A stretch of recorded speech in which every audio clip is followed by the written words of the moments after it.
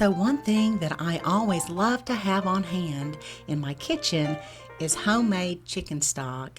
I make this all the time, and I've actually done a video on this before on my channel, but I found a new and easy way to freeze it and thaw it, and so I want to share with you how I do that now. And so I use this chicken stock all the time. I will put it in things like gravy, especially around the holidays, and then all through the winter I make things like this Brunswick stew, and then of course big pots of soup.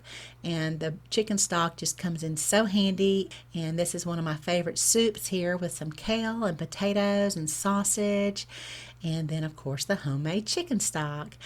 And when you make it yourself, you know what's in it. So I like to start with some really nice filtered water, and I'll put maybe some peppercorns in there and a little bit of vegetables like onions and carrots, celery, whole garlic cloves. A lot of garlic makes it really good, and a good little sprinkle of salt along with my small chicken. I don't use the big roaster chickens for this, and maybe the neck bone as well.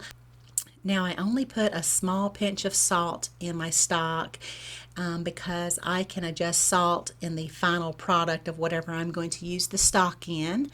And then also I don't add herbs to this because I might not want that herb flavor in my final product. It just depends on what I'm making, so I can always add herbs later and more salt.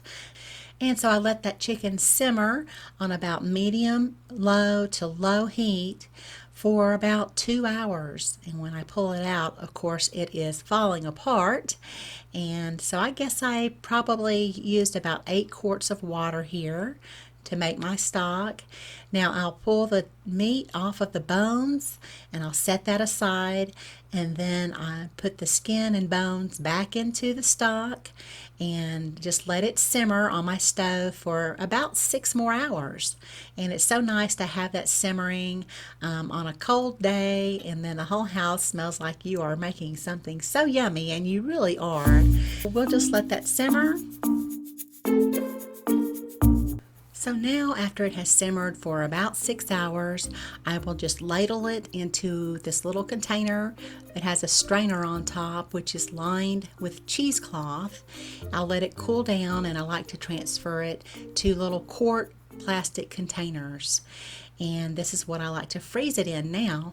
I used to freeze it in mason jars, and I found it was just kind of hard to thaw it out and work with it. So this is so much easier.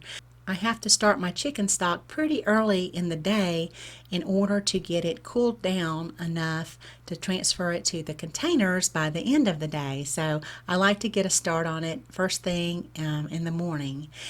So I'll take these 6 quarts and I let them cool, and then I transfer them to my refrigerator where they could cool more. I don't want to put hot containers in the refrigerator because it could cause food spoilage in the refrigerator if you put hot containers in there. So you want to make sure you let it cool before you put it in your refrigerator. And then I transfer them to my freezer. So I froze 6 quarts, and I used about 2 quarts that evening for some chicken and dumplings and some soup that I made the next day. Now when you want to use your frozen chicken stock, just go ahead and pull that right out of the freezer. And a nice easy way to thaw it is just go ahead and transfer it directly into your pot. Whenever I would freeze the stock in mason jars, it made it too hard to thaw it out like this. It was just really easy to just pop it right out of the little plastic containers. So that's how I'm doing this now. So I just melt this right on about low heat, and there I have it. I can go ahead and make my soup or whatever it is that I want to make. And then another idea here is if you want to skim the fat off of your stock, let it thaw in your refrigerator. Then you can easily just pour that stock through a strainer, and you know the fat has separated when you let it thaw like that in your refrigerator. So you can make it extra healthy and fat-free practically by just letting it thaw in your refrigerator overnight. So I'll just share with you here, one of the things I like to make with the chicken I've pulled off the bones is chicken salad. And I'll just put a little mayonnaise in there along with maybe some jalapenos, scallions, celery, pickle. You can be creative with this. A little lemon juice, some salt and pepper, and it makes a wonderful, quick, easy chicken salad. So you can see how far you can stretch just a small chicken. You don't have to get the big roaster chickens for this. You can use the meat also, and some chicken and dumplings. So those are two easy ways to make two more meals. Plus you've got about 6 to 8 quarts of chicken stock, okay? Just use some vegetables that you perhaps haven't got around to using in your produce drawer in the stock. So there you go.